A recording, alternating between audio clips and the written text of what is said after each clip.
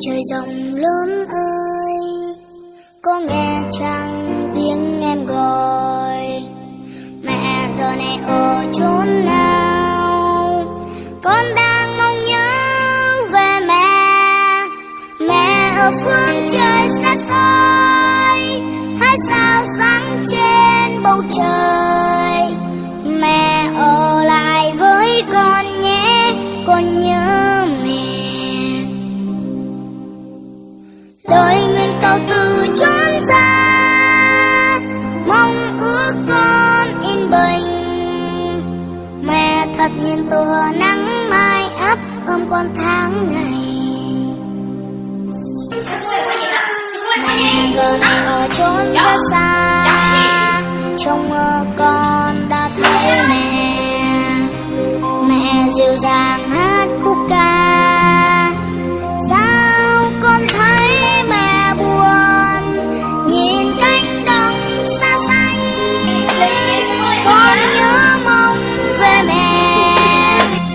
Mẹ trở về với con ấm áp bên mái nhà, và từ bầu trời rất cao, mong ước con yên bình. Mẹ ngồi buồn ở chốn xa, nhớ thương con vắng mẹ.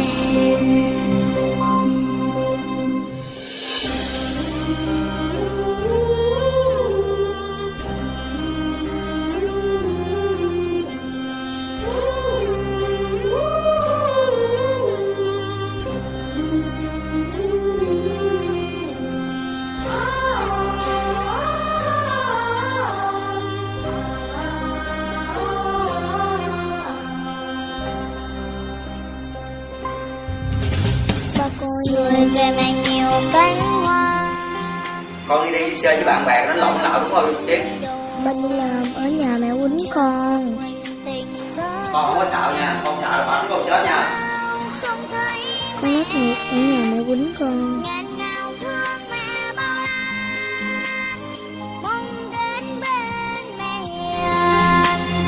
Mẹ ở lại với con nhé, con đến với mẹ. Và từ bầu trời rất cao, mong ước con yên bình. Mẹ hiền nào biết không, con chỉ mong có mẹ.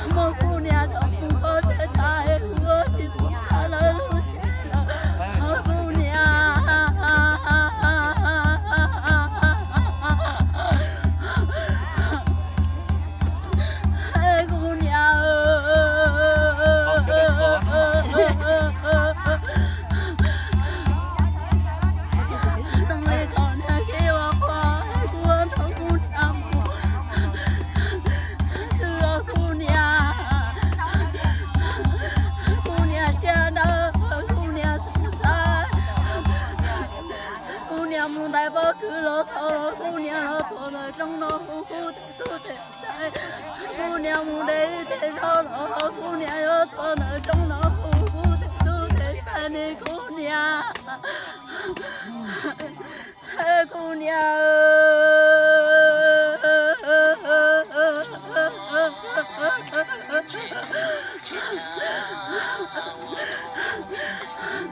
我的头中能为了要母我，黑姑娘娘娘错了路能要母手里家的姑娘。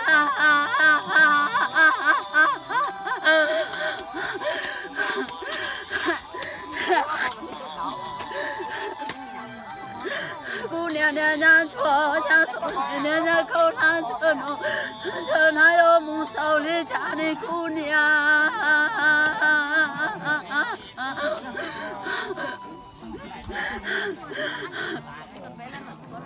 我昨天给多不容易，昨天给我过一个老姑娘梦，那个姑的昨天给留下，给我下的姑娘。